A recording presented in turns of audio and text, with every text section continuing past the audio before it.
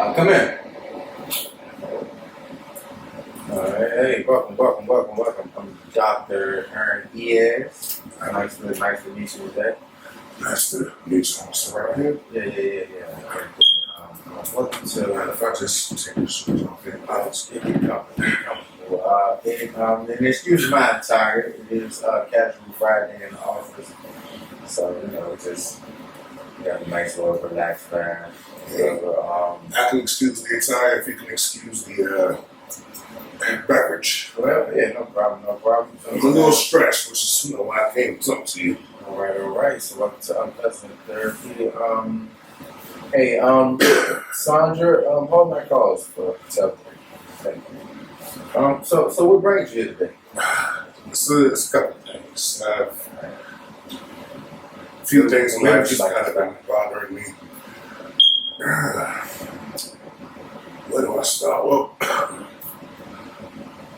the most prominent, most obvious, my girl is threatening. Out there always the problem. Can't live with her, can't live without her, right? But my girl's offered me an ultimatum. She's threatened to leave me. The ultimatum. Yeah. I can already listen. She's threatened to leave me if I don't start making more money.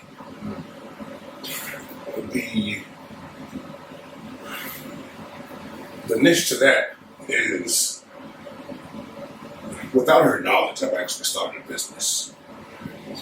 And, well, it was my plan to bring her in and make her a co-owner of this business as a third anniversary gift. But before you could do that, she gave you the ultimatum. Yeah. So in about 3 weeks ago, was money always an issue in the relationship? No. Well, our financial status, we've been pretty much on equal field.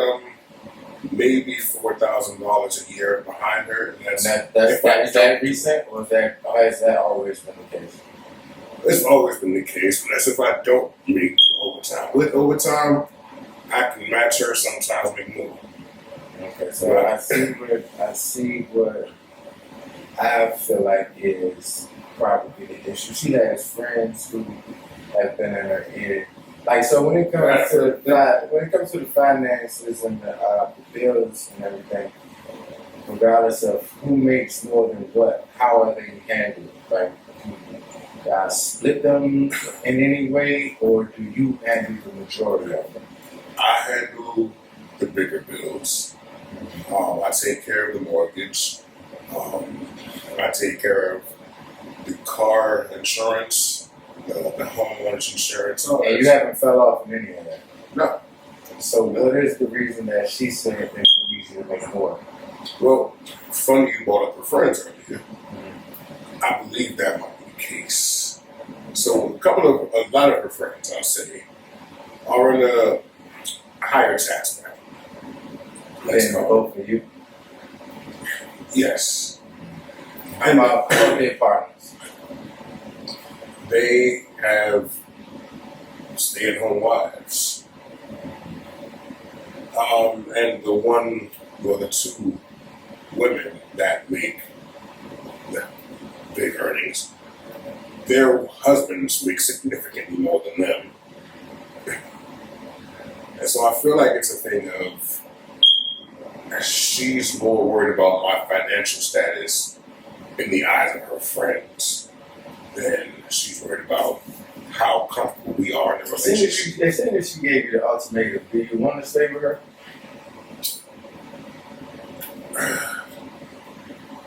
I don't know now. Because of the ultimatum? Yeah, so she brought this up about, let's say, a month and a half ago. In that first 3 weeks, I was really like on the fence, like, all right, I should probably just tell her, things are, they're looking good, but they haven't really boomed yet. But about 3 weeks ago, I got out my first major client, and it was a pretty significant payday. Not to brag, but for a first big client, a 6-figure deal is brag. Alright, so this is what I say when it comes to that, right? Saying as your business is taking off, you about to be having a lot of money. You the fucker. Listen, let her go find what she's looking for somewhere else. You know how many bitches you gonna get? 6 figures? I know, What but you need a girl for? What you need one girl for? this 3 years down the drain if I just. Is it? Did you have fun in those 3 years? I did. I ain't down the drain. You gotta enjoy whatever time you have with somebody while you're with them. Can't look at shit as a waste. And you be wasting your goddamn time if you stay with the bitch after she gave you an ultimatum because she done already told you what she in for. You up now. You up now, nigga. I mean, Yes, I guess so. Yes. that's if you ask me. But said if she sit on my couch, I think you asked me. So it's funny that you say. Funny that your advice is to leave because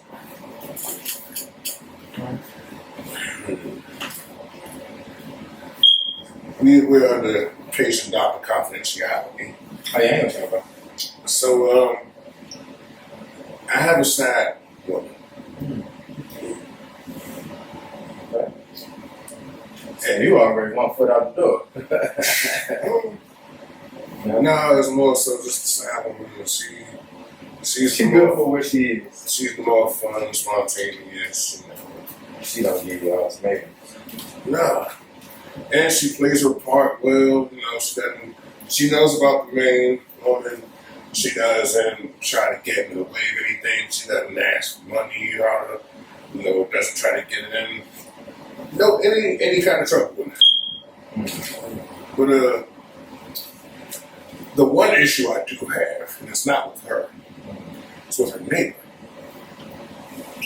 How often are you at her house? So my work schedule is pretty inconsistent because of the type of work I do for my main job. So my main girlfriend, she doesn't really expect me home at a set time or a set time frame. So I can be over there a lot. I can be over there a lot. And when I'm over there, her Karen of a bitch neighbor, she fucks with me. She's one of those, I've been here long enough.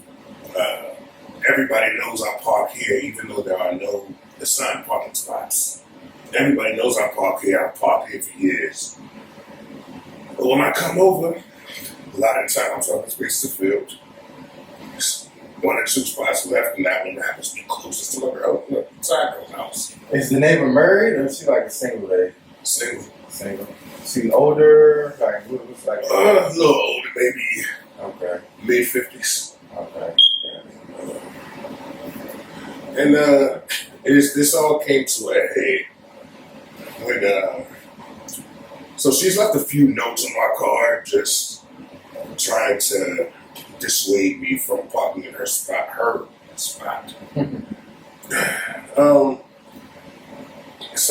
There's been times she's left her trash cans out in front of my spot.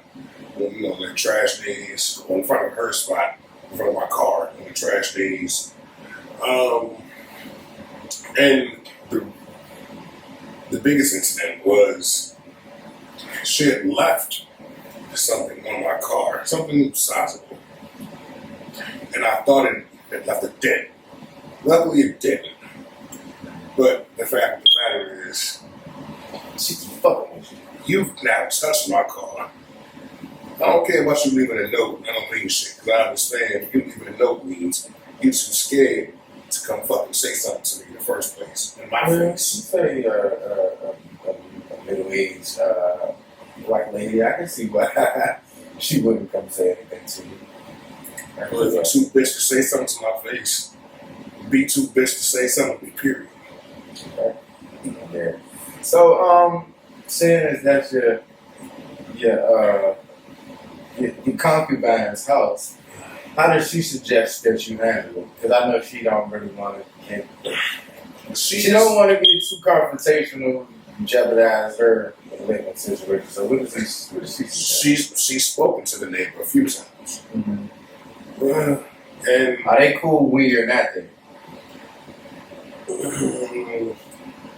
they're personal. They're not like neighborly, hey, can I borrow something type neighbors, but they're cordial. They're cordial. She's spoken to a couple times and it's to no avail because she's still done it. And again, the situation when she left something on my car was after the concubine, as you call her, had spoken to her. And this time I lost my cool. I lost my temper. And I was on my way to her house. And for some reason, I don't know, maybe she was looking outside, or she was looking at her ring cam or whatever, but she saw me about to go to the neighbor's house and stopped me because I was gonna crash out on her. Because it's one thing you leave a note, but it's another thing when you leave something on my car that might potentially cost me money. Because now I got the fucking life on. Well, I have a couple of options or solutions that I can suggest to you. One from what you described, she seemed a little miserable because she's lonely. I know, she probably like young niggas, right? I know if it's niggas. You know what I'm saying? Let her go fuck with it. You know what I'm saying? Show her a good time. Probably get her off, get back. You know, sometimes some people just need a little. You know what I'm saying? Or, I know someone else, if you want, can, whether you there, you know when she is home, when she isn't home. I know people how to get in homes. And make her plant a little something in there. Plant a little something in the car. And then from there, she might get pulled over. The house might get ran into based off the tip. I don't know. I also can combine those two things. She can either mate and that might be how you should get enough. That's if you want.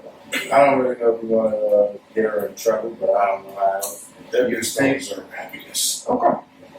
All right.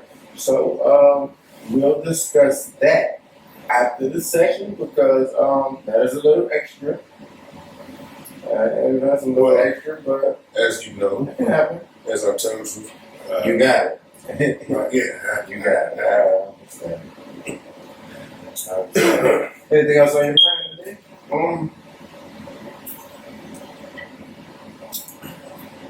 Interestingly enough, I feel like you read my mind, man. But within so many words, you insinuated getting the cops involved.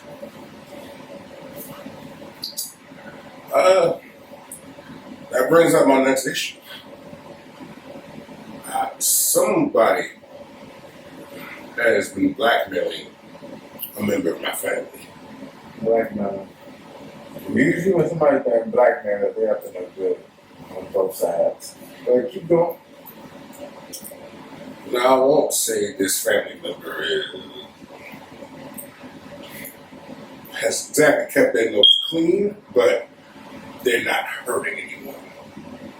No one, I should say no one of value is really being affected by this, what they're doing.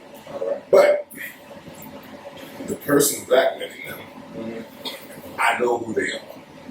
Yeah. I know exactly who they are. I know where they work. I know how to get to them. And that's what you're thinking about doing. Would that be in your best interest? No, because the blackmailer happens to be a cop. Oh, all right. Yeah, that changes things a bit, right? Yeah, so if I decide to get them dealt with my way, because just like associates. So Allegedly. I allegedly know associates too. I haven't always been the businessman I am today. Apparently, because your girl don't even know you. This is man. But if I get him dealt with, I know there would be a subsequent investigation. And because it's a cop, they're going to go looking deeper into this stuff. And they'll probably find his record of blackmail, and they might link it to a few, maybe he has a few different victims, but they'll all end up bringing that back to those victims. And now these people have an MO. All right, so your folks, whatever they're involved in, are you involved also? No. All right. So I don't really think it's going to come back. Well, If you're not involved in whatever. because it's an immediate family member. And you do anything for family. I got that shit tatted on my family first. Okay. All right. So you basically you can get the situation handled in a way, but that way you think might have some blowback. You might have some. So you're looking for other solutions, or Well, another perspective on the situation, if you will. Maybe I do need to handle it my way, and just take the fall out. Well, I don't know. Like, that's what I'm here for. Your suggestions. as far as the blackmail, I don't really want to get too specific because I don't. Maybe if you get too specific, I might feel like I want to jump in on the blackmail. But if your people were to get what to say, fuck them, whatever, and I don't care about you blackmail, would they get in a lot of trouble? Because I mean, I don't know. They letting the cop blackmail them, so I don't know like how severe the consequences would be. Well, their business would lose a substantial amount of money, and that directly affects their way of life. That directly affects where they live, the kind of treatment they are used to, the standard of living that they've become accustomed to. Well, I have a couple of options. As I said in the last issue, somebody that can pack some shit somewhere, maybe. Or, to further, you don't have to get it handled to your people if you think it'll come back on you. I also know people who have the same shit. If you want to add like a fourth party, I don't know, one, two, three, fourth party, it can happen. I know a lot of people don't like the police. Now, how far can they make this happen? Because I don't need this cop talking. They probably wouldn't talk. But also extra, but I heard you got it. Let's put it this way. I don't want him dead. I don't want him talking. Don't go about his talk. Whatever you can do, I know a couple of tricks myself that can permanently incapacitate a person. But I feel like if he see you here very but you probably wouldn't be there how to point out if you were the person. Look at it, what do we? They have good lawyers. They do it Choose balance. I say choose balance in this situation. Sometimes you gotta fight fire with fire. But I feel like it's taking all my money. Yeah, they tell you be the bigger person, and a lot of the times when you stand next to people, you are. So you don't have to be the bigger person in 2 ways. Be already a bigger person. So, you know, sometimes balance is nice. If you ask me, like I said, you're here, so you are asking me. So I'd say, as not doctor and patient, we should go talk at a bar. And pretty empty bar. That's just It's cool. I drink it every now and then. And down. Look at that. But anything else on your mind, or are you good for today? I think that all my issues for today pretty much ended. I think I've gotten some pretty relatively good advice on how these things should be handled. Alright, And so I do say I like your personal style of hey, look, therapy. we got some friends, refer them next to me. We have to because you get 30% off every session per referral. So you know what I'm saying? You can book it online, you can put in the promo code Unpleasant2. Unpleasant2. So, yeah, man. Yeah, we here to help. We're here to help. I think I'll be back. I'll be back. Alright. Happy to have you here. Hopefully these things work out for you. And salute on your business. Thank you. Always good to see niggas making money. That's what we're here for. So make money and live. Yeah, man. And I support black business. And stop letting business stress you out, man. No more. No more. Make you get there. Your parent and your girl, man. Yes, sir. Yes, sir. It's been a pleasure, Doc. Hey, no, we're gonna talk about that other shit. I'll speak to you seconds outside. Alright. And button don't Yes, sir.